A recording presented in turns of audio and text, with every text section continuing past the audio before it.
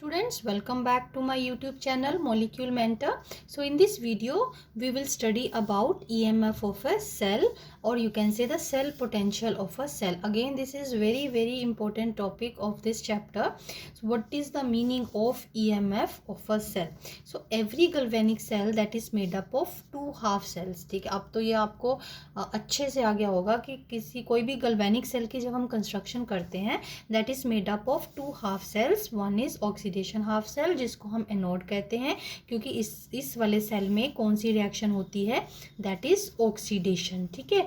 And दूसरे half cell में, जिसको हम कैथोड भी कहते हैं, कौन सी रिएक्शन होती है, that is reduction. So that's why it is known as reduction half cell. Then the potential of these half cells that is always different. अब जो cell oxidation half cell behave कर रहा है और जो हाफ सेल जहाँ पर reduction हो रही है, दोनों के इलेक्ट्रोड पोटेंशियल में डिफरेंस होगा. ठीक है, देयर इज डिफरेंस, तभी सेल वर्क करेगा.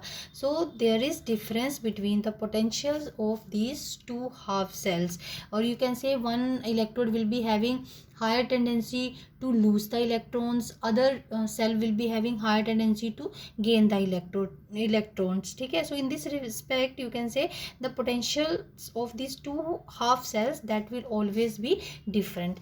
So on account of this difference in the electrode potentials की यू कैन से कि because of this electrode potential difference, कि दोनों सेल में इलेक्ट्रोड पोटेंशियल्स में डिफरेंस है, because of this only the electric current that moves from the electrode that higher potential to the electrode at lower potential, that is from cathode to the anode. This is the direction of the conventional current, जिसको हम कहते हैं from cathode to anode. Otherwise जो है वो direction of flow of current that is always from anode to cathode. इसको मैंने short में यहाँ रिप्रेजेंट किया है. अदरवाइज़ ये बहुत डिटेल में मैंने अपने प्रीवियस वीडियो में आपको क्लियर किया है, जहाँ पर हमने गल्वेनिक सेल की कंस्ट्रक्शन और वर्किंग को अच्छे से समझा था. You can go through that videos. उसका लिंक मैं आपको डिस्क्रिप्शन बॉक्स में दे दूँगी. उन वीडियोस में आपको इन गल्वेनिक सेल की कंस्ट्रक्शन वर्किंग बड़ी अच्छे से समझ आ जाएगी. ठीक है. सो अब मैं इसको यहाँ पर तो मैंने सिर्फ शॉर्ट में आपको बता दिया है कि इलेक्ट्रॉन का फ्लो जो है वो हमेशा एनोड से कैथोड की तरफ होता है, और फ्लो ऑफ करंट, जिसको हम कन्वेंशनल करंट भी कहते हैं, that is always opposite to the flow of electrons. ठीक है. फ्लो ऑफ इलेक्ट्रॉन से हमेशा ऑपोजिट होता है. Now the difference in the potentials of the two half cells, that is known as the EMF, or you can say electromotive force, or you can say the cell potential. So this is how we used to define that what is the meaning of EMF. अब EMF जो है वो cell की calculate कैसे करते हैं. Again this is very important that how to calculate the EMF of a cell. Now EMF of a cell that can be calculated from the values of electrode potentials. EMF calculate करने के लिए हमें दोनों half sales के electrode potential की values required होती हैं. ठीक. So the following three methods are there in which we can calculate the EMF of a cell. So first method बहुत important है, ये तीनों points ध्यान से देखना. When oxidation potential of anode and reduction potential of cathode are taken into account. वैसे तो हम बाय कन्वेंशन, जो मैंने प्रीवियस वीडियो में बताया है आपको, बाय कन्वेंशन इलेक्ट्रोड पोटेंशियल को हम रिडक्शन पोटेंशियल ही लेते हैं. बट फिर भी अगर कभी आपको किसी क्वेश्चन में किसी एक इलेक्ट्रोड का ऑक्सीडेशन पोटेंशियल दे रखा है, और यू कैन से एनोड पोटेंशियल का ऑक्सीडेशन पोटेंशियल दे रखा है, और जो रिडक्शन बिहेव कर रहा है कैथोड का, उसका रिडक्शन पोटेंशियल दे रखा है, then what formula we have to use to calculate E naught cell. E naught cell यानी कि EMF ऑफ अ सेल. इसको हम ऐसे भी रिप्रेजेंट करते हैं, oxidation potential of anode plus reduction potential of cathode. अब E naught oxidation anode, it means we are taking into account the electrode potential of anode plus reduction potential of cathode. Is it clear? ये formula और ये कब हमने use करना है? When oxidation potential of anode is given and reduction potential of cathode is given. Is it clear? Now the second method, when reduction potential of both electrodes they are taken into account.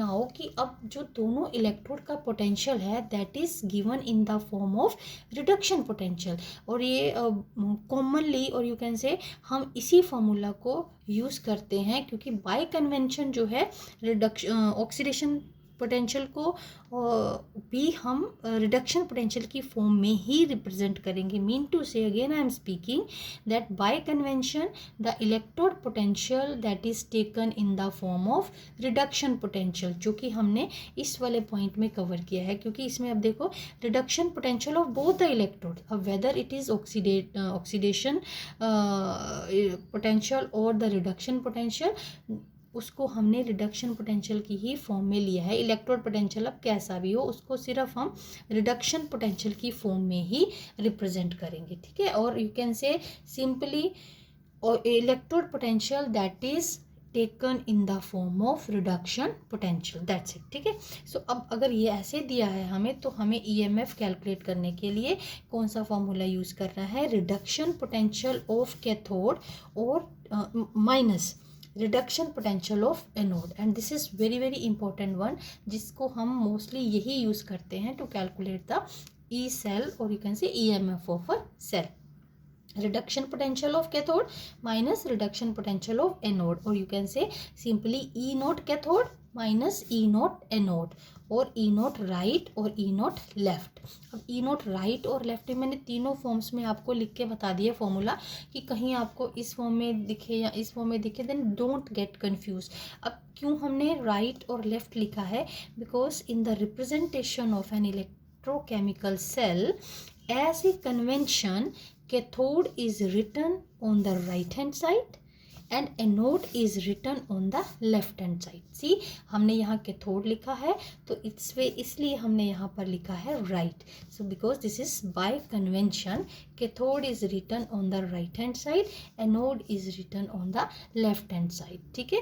So by using this formula, we can easily calculate the EMF of a cell.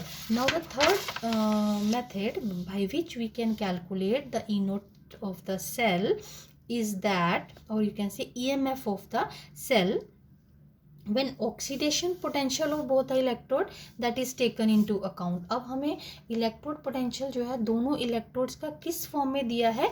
Oxidation potential की ही form में दिया है। तब हम E naught cell और EMF of a cell कैसे calculate करेंगे? Oxidation potential of anode minus oxidation potential of cathode, और you can say E naught oxidation OX for oxidation anode, ये इलेक्ट्रोड पोटेंशियल है। अब किस फॉर्म में है? ये ऑक्सीडेशन की फॉर्म में है। अब यहाँ पर हमने एनोड लिया है minus E naught oxidation potential cathode. तो अगर हमारे पास वैसे तो सिर्फ हमें रिडक्शन पोटेंशियल की ही फॉर्म में मोस्टली वैल्यूज़ दी जाती हैं तो हम सेकेंड वाला मेथड ऑप्ट करेंगे कैलकुलेट करने के लिए।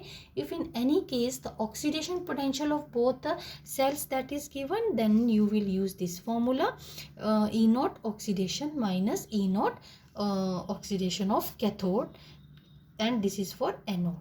Clear? So now EMF of a cell is measured with the help of a potentiometer. This is the device with the help of which we can calculate the or we can note down the EMF of a cell. Now the next is that what is the difference between EMF and potential difference? एक cell की EMF और potential difference में क्या difference है? ठीक है. So the very first point that is it is the potential difference between the two electrodes in an open circuit. open circuit का क्या मतलब हुआ? when there is no current flowing. जब सर्किट ओपन है और हमने अभी की प्रेस नहीं की है, सर्किट में भी कोई करंट फ्लो नहीं किया है, तो what is the potential difference between the to electrode, जिसको कि हमने पोटेंशियल, हमें दोनों इलेक्ट्रोड्स का इलेक्ट्रोड पोटेंशियल पता है और दोनों का डिफरेंस हमने कैलकुलेट करके हमने ईएमएफ कैलकुलेट कर ली. ठीक है. When there is no current flowing. But potential difference, it is the difference of the electrode potential between the two electrodes when the cell is under operation, or you can say in a closed circuit, when the current is flowing through the circuit, then उस time पे जो हमारे पास आएगा वो जो reading आएगी that will be of potential difference. ठीक है, now I think it is clear what is the difference between EMF and potential difference. And next is, it is the maximum voltage that the cell can deliver. And potential difference is, it is always less than the maximum value of the voltage which the cell can deliver. ये हमेशा potential difference जो है वो less than मतलब you can से the maximum value से हमेशा कम होगा, क्योंकि EMF को हमने सिर्फ ऐसे ही कैलकुलेट किया है when the cell is not in the working condition कि what is the difference between the two electrodes. But potential difference तब कैलकुलेट होता है जब सर्किट हमारे पास क्लोज है और इसकी वैल्यू जो है वो हमेशा मैक्सिमम वैल्यू से कम होगी. Now what is the reason behind कि जो मैक्सिमम वैल्यू है उससे हमेशा पोटेंशियल डिफरेंस की वैल्यू कम होती है.